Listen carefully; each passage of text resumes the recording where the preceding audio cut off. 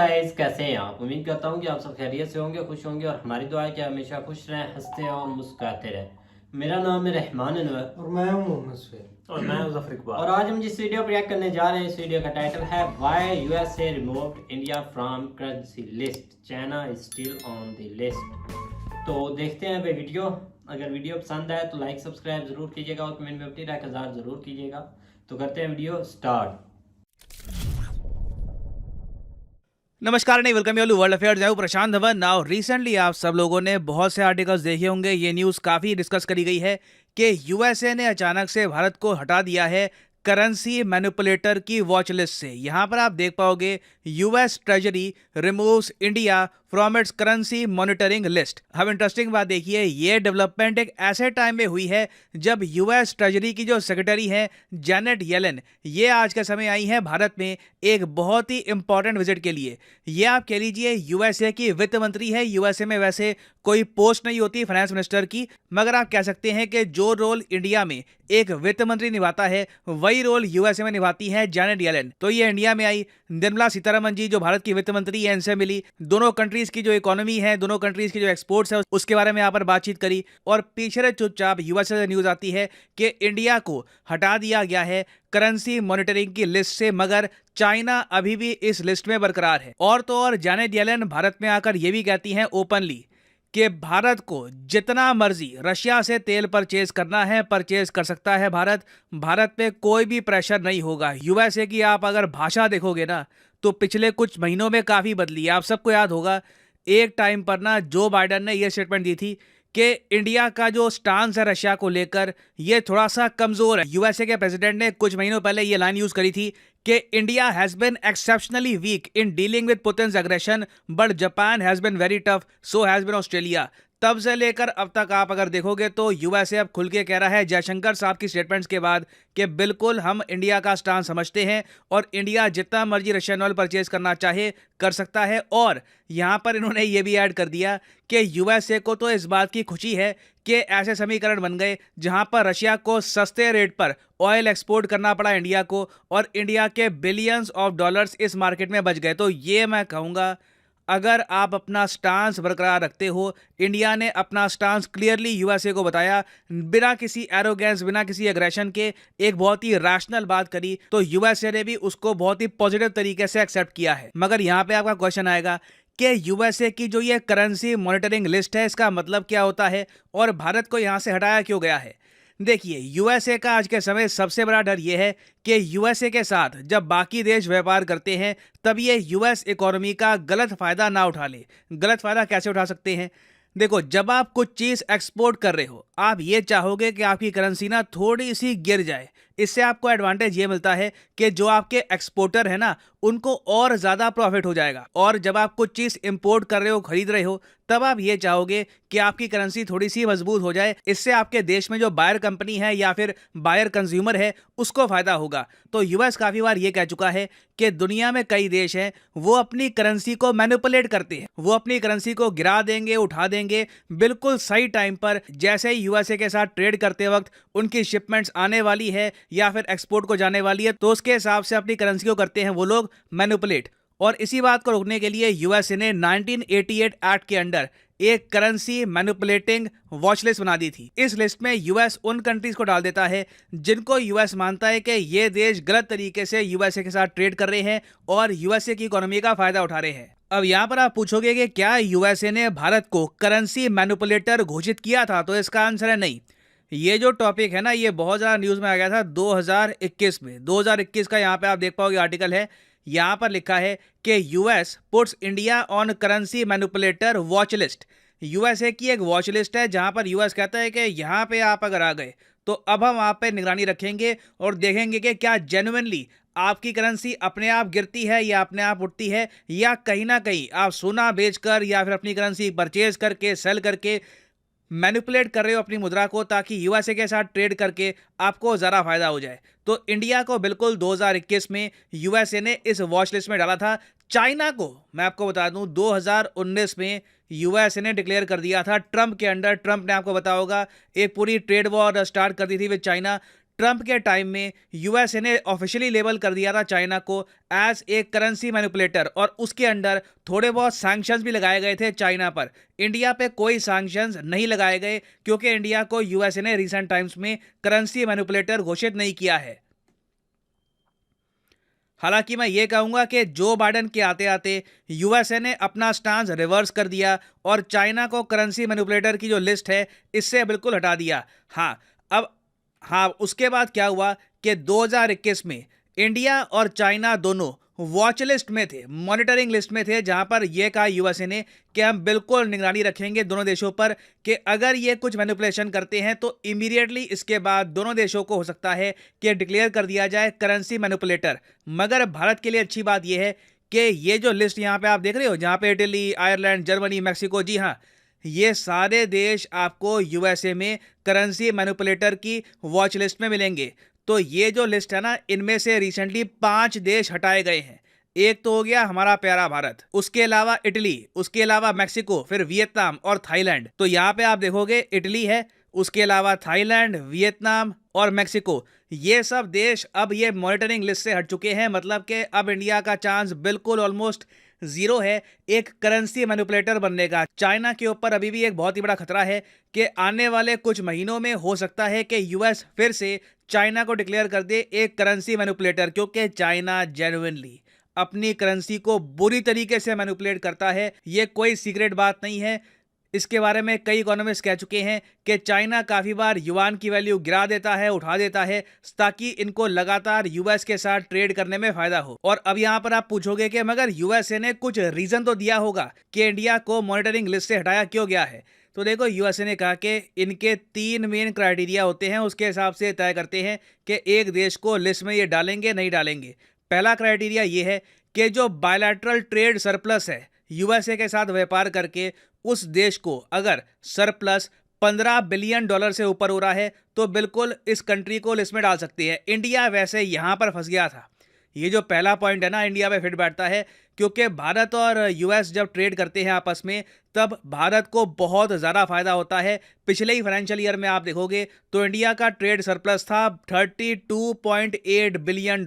US उन rare major countries में से है जिसके साथ हम ट्रेड करके बहुत सारी विदेशी मुद्रा कमा लेते हैं। तो यहाँ पे इंडिया को हिट लग गया।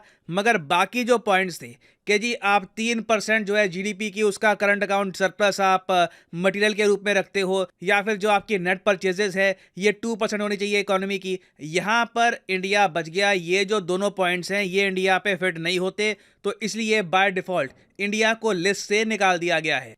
अब ये तो वैसे मैंने आपको बता दिया ऑफिशियल रीजन जो यूएसए ने ऑन पेपर बताया है कि इस वजह से हमने रिमूव किया है भारत को इस लिस्ट से। मगर एक है अनऑफिशियल रीजन भी। अनऑफिशियल रीजन यहाँ पर यह है कि बहुत ही जल्द इंडोनेशिया में आपको पता होगा G20 समिट होगा इस बार, और इस G20 समिट में पीएम मोदी जा रहे हैं, जो बाइडेन जा रहे हैं, तो दोनों यहाँ पर मिलेंगे। और रिसेंटली हमने देखा है कि इंडिया यूएस रिलेशंस में कुछ प्रॉब्लम्स आई हैं बिल्कुल, चाहे पाकिस्तान के F-16 का इशू हो या फिर यूएसए की तरफ से बीच में कुछ अजीब सी स्टेटमेंट्स आई थी रिगार्डिंग इंडिया, रिगार्डिंग रशिया। तो नीड ये है कि दोनों देश जो भी पास्ट में हुआ है उसको भुलाकर आगे बढ़े। तो उसके लिए मैं कहूँगा यूएसए ने एक ग्राउंड वर्क तैयार किया है कि देखिए इंडिया को हमने इस करेंसी मॉनिटरिंग की जो लिस्ट है ना, इस लिस्ट से हटा दिया। इवन दो इस लिस्ट में आप बाकी देश देखोगे तो जर्मनी, जापान जैसे देश, साउथ कोरिया जैसे देश आज भी इस लिस्ट में मौजूद हैं। तो इससे अभी के लिए 2 बातें साबित हो जाती है कि यूएस समझ चुका है कि भारत की जो इंपॉर्टेंस है इसको ये अंडर एस्टिमेट नहीं कर सकते। दूसरी बात यह है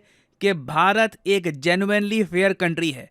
देखिए, मैं आपको ये कहूँगा, जिंदगी में हो सकता है कि कोई आदमी आगे निकल जाए, कोई आदमी पीछे चला जाए, मगर आप फेयर तरीके से, सही तरीके से आगे बढ़ते हैं तो वो भी अपने आप में आपके लिए एक प्राइड की बात है। इंडिया ने कभी भी गलत तरीके से अपनी करेंसी को मैनिपुलेट नहीं किया। हमने व्यापार भी किया है तो भी असूलों के साथ, एक प्रॉपर गाइडलाइंस के साथ। हमने चाइना की तरह बिल्कुल आप कह लीजिए कहीं से भी ग्रोथ आ जाए बस आगे ग्रो करो, वो वाली अप्रोच नहीं रखी। And this is something to be proud of कि हम लोग प्रिंसिपल्स और मोराल्स के साथ आगे बढ़े हैं। We are not currency manipulators like China. और हाँ, आप लोगों के लिए एक बहुत ही इंपॉर्टेंट सूचना, अनअकैडमी साल में एक बार एक बहुत ही बड़ा फ्री ऑफ कॉस्ट टेस्ट रखवाती है। इस टेस्ट में पार्टिसिपेट करने मात्र से ही आप बहुत सारे इनाम जैसे कि एप्पल का laptop, iPad, Amazon gift voucher, ये सब जीत सकते हैं। करना यहाँ पे आपको क्या है जो वीडियो अभी आप देख रहे हो ना, इसके कमेंट सेक्शन में जाओ, यहाँ पे नीचे आपको मिल जाएगा ये लिंक, इस लिंक पे करो क्लिक और फिर आपके सामने खुलेगा ये पेज। अगर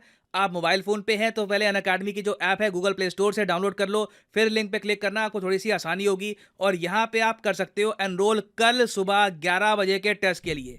कल सुबह 11 से लेकर 12 बजे टेस्ट होगा एक अनअकैडमी का। बहुत ही सिंपल टेस्ट है। अब ज़रूरी नहीं है कि यहाँ पे टेस्ट में आपकी रैंक आती है नहीं आती, आपको टेस्ट बस अटेम्प्ट कर देना है। लकी ड्रॉ में यहाँ पे आपका नाम आ जाएगा और आप जीत सकते हैं बहुत सारे Amazon gift voucher. Total 40 crore के स्कॉलरशिप्स और अवार्ड अनअकैडमी बांटेगा। तो ये गोल्डन अपॉर्चुनिटी आप सब लोगों के लिए फ्री ऑफ कॉस्ट है, कुछ आपको पैसा देना नहीं है। यहाँ पर कल 11 से लेकर 12 बजे लाइव ये टेस्ट दोगे, आपको प्राइजेस मिल सकते हैं। तो सिंपली यहाँ पर क्लिक करिए एनरोल फॉर फ्री पर, आपसे कोड मांगेगा, यहाँ पर कोड डाल देना और अपने आप कल सुबह जब टेस्ट होगा उससे पहले आपको नोटिफिकेशन आ जाएगी ईमेल पर या फोन पर और फिर आप टेस्ट अटेम्प्ट कर पाओगे। याद रखिएगा कल सुबह 11 से लेकर 12 बजे सुबह टेस्ट है, बाद में ये टेस्ट अटेम्प्ट करोगे तो कुछ प्राइस नहीं मिलेगा। तो एनरोल अभी कर लीजिए और कल सुबह ये टेस्ट अटेम्प्ट करना। और इसी नोट के साथ ये है वीडियो का अंत। Thank you for listening and as always God bless you all.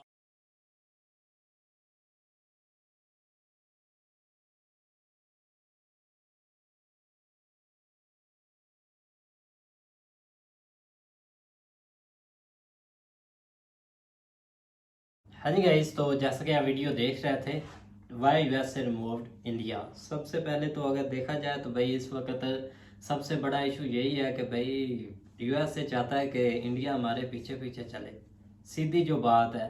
और इस चीज़ को इंडिया भाई अब मान नहीं रहा। अब ये बात है जिसकी वजह से वो चाहे करेंसी से रिमूव करें या कोई और एक्शन ले, बस ये उसी का भाई किया धरा है और कोई भी नहीं है कि भाई उसके ये जो बहाने बनाते हैं, क्योंकि पाकिस्तान के साथ वो काफ़ी बहाने बनाते हैं ना कि इस बहाने की वजह से भाई ये काम कर दिया, वही बहाना वो बनाकर उन्होंने ये काम देखा किया जाए भाई। ना, एक वो कारोबार के लिहाज से है न्यूज़, वो एक असूल भी होते हैं। ये नहीं कि अब वो इंडिया के साथ एक उनको नफरत है। ये नफरत होती तो वो ओपनली या नफरत नहीं, ऐसे वो ऐसे काम भी है जिनसे वो एक हटा सकते हैं इंडिया को, इंडिया के साथ वो बंद कर सकते हैं। बड़े बड़े भाई मेजर काम है। नफरत की वजह तो से ये नहीं, एक इसके असूल पीछे होता है एक कारोबार के लिहाज से। अगर आप उस चीज़ में एक मतलब कि अच्छे नहीं है या एक पॉइंट नहीं फॉलो कर रहे या रूल होते हैं तो उन्होंने एक हटा दिया या रिमूव कर दिया, तो इसमें कौन सी बड़ी बात है। मुझे नहीं लगता कि इतना ये मेजर इशू था। लेकिन यहाँ पे जो मेजर उन्होंने बात बताई है ना, वो ये है कि वो जो उनकी आई है ना इधर, जो फाइनेंस रेलिवेंट भी जो है ना वो क्या उसको कहते हैं, या जो भी उनकी वजीर कह लें या जो भी है, हाँ, तो ये एक बहुत आम खबर है कि इंडिया के अंदर उसने दौरा किया है और इस चीज़ को उन्होंने देखा। क्योंकि ये मैं आज के कल ट्वीट के ऊपर देख रहा था, उसने पर्सनली ट्वीट भी किया हुआ था कि मैं जो उधर G20 हो रहा उससे पहले जो मैं उधर जाऊंगी इंडिया में, क्योंकि बाइडेन सीधा उधर जाएंगे इंडोनेशिया और उसके बाद ये इधर अपना विजिट कंप्लीट करके उधर जाएगी। ये एक सबसे जो है ना वो आम चीज़ है।